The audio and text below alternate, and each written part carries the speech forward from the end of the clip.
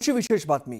अहमदाबादमध्ये 260 प्रवाशांचा बळी घेणाऱ्या एअर इंडियाच्या विमान अपघातामागचं कारण उघड करणारा प्राथमिक अहवाल जो आहे तो आता जाहीर झालेला आहे.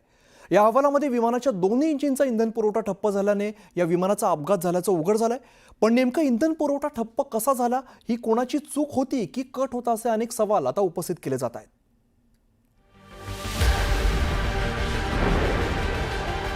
अहमदाबाद अपघाताचं कारण उघड. इंधनाचा पुरवठा बंद झाल्यानं अपघात. कट ऑफ मागे घातपात की चूक? मुंबईकर पायलटच्या बदनामीचा कट. अहमदाबादमधील एअर इंडियाच्या विमानाच्या अपघाताबाबत प्राथमिक अहवाल समोर आला. एअरक्राफ्ट ॲक्सिडेंट इन्व्हेस्टिगेशन ब्युरो अर्थात AAIBनं या अपघाताच्या अहवालात दोनही इंजिन्सचा इंधन पुरवठा थांबल्याचं कारण पुढे केलं.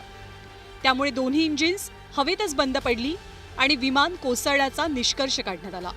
AAIBच्या या 15 पानांच्या अहवालात 1 सेकंदाच्या अंतरानं इंधन पुरवठ्यात अडथळा आल्याचं स्पष्ट करण्यात आलंय.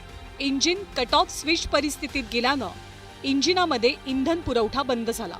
दोनही इंजिन N1 आणि N2 रोटेशन स्पीड वेगानं निकामी झाले. विमानाला इंधन पुरवठा कमी पडू लागला. इंधन पुरवठा बंद झाल्यामुळेच विमान दुर्घटना घडली. त्यानंतर लगेचच इंजिन 1 आणि इंजिन 2 चं इंधन कट ऑफ स्विच परिस्थितीत गेलं. जब फ्यूल मिलना बंद हो जाता है तब दोनों इंजन काम करना बंद हो जाते हैं और फिर ये जिस प्रकार की घटना हुई वो पॉसिबल. तो अगर मैं थ्रॉटल क्वाड्रेंट की बात करूँ तो यहाँ पर फ्यूल कट ऑफ स्विच है. अब उसमें ऐसा है कि fuel cut off switch lower position में यानी कट ऑफ पोजीशन में, और उसके बाद अभी जो क्रैश में जो मिला है वो रन पोजीशन में, ये यानी ऊपर की तरफ है. यानी उसके बाद पायलट ने फिर से जो है वो इंजन स्टार्ट करने की कोशिश की, वैसा लग रहा है. ये जो प्रणाली है वो इंजन को फ्यूल सप्लाई करना है कि नहीं करना है, ये मैन्युअली कॉकपिट से कंट्रोल होती है.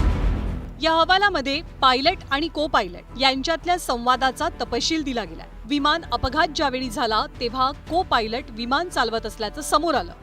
एका पायलटनं इंधनाचे स्विच पाहताच दुसऱ्या पायलटला सवाल केला की तुम्ही इंजिन का बंद केलं. त्यावेळी दुसऱ्या पायलटनं मी काहीही केलेलं नाही असं उत्तर दिलं. त्यानंतर पहिल्या पायलटनं इंधन पुरवठा सुरू केला, पण काहीही फायदा झाला नाही. मग त्यांनी मेडे मेडे मेडे हा मेसेज टाकला. AIBचा अहवाल प्रश्नांना उत्तर देणार नाही, तर एक प्रकारे नवीन प्रश्न उपस्थित करणारा ठरतोय. किंबहुना अप्रत्यक्षपणे या अपघाताचा दोषच पायलट्सवरती टाकण्याचा प्रयत्न केला जातोय.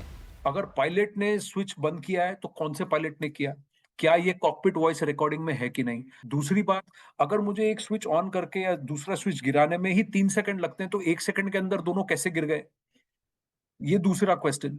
तो और अगर स्विच खराब थी तो फिर वापस उसको कैसे उन्होंने ऑन कर दिया. मेडे का कॉल कौन से पायलट ने दिया ये भी नहीं बताया गया, लेकिन दोनों पायलट्स ने एज पर 787 का प्रोटोकॉल होता है उस विमान को वापस स्टार्ट करने की कोशिश की है. तर दोनही इंजिन्सचा इंधन पुरवठा ठप्प होता, तर तो ठप्प कसा झाला या मुद्द्यावरती काहीच विचार न करता वैमानिकांवरती सवाल उपस्थित होताना दिसतात.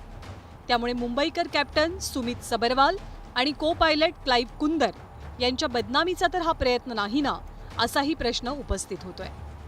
पण मेकॅनिकल फॉल्ट होऊ शकतो किंवा कुणाचं कट कारस्थानही असू शकतं, कारण प्रत्यक्षात पायलट्सनं शेवटच्या क्षणापर्यंत विमान पुन्हा हवेत झेपवण्यासाठी सर्वोतपरी प्रयत्न केल्याचंही उघडकीस झालंय. तर हे विमानाचं कॉकपिट जे आहे त्या कॉकपिटमधून हे सगळं कंट्रोल केलं जातं. विमान टेक ऑफसाठी वरती जात असताना हा जो इंजिन्समध्ये होणारा सप्लाय आहे तो कट ऑफ झाला. तो इथले स्विचेस विमानातले काही स्विच ऑफ आपोआप झाल्यामुळे झाला. हे मॅन्युअली केलं गेलेलं नाही, कारण कॉकपिट व्हॉइस रेकॉर्डरमध्ये अशी माहिती आलेली आहे की एक पायलट दुसऱ्या पायलटला विचारतात की हे स्विच ऑफ कसं झालं, तर दुसऱ्या पायलटने सांगितलेलं दिसतंय की मी ते स्विच ऑफ केलेलं नाही, म्हणजे तो आपोआप फ्युएल सप्लाय स्विच हा आपोआप स्विच ऑफ झालेला आहे.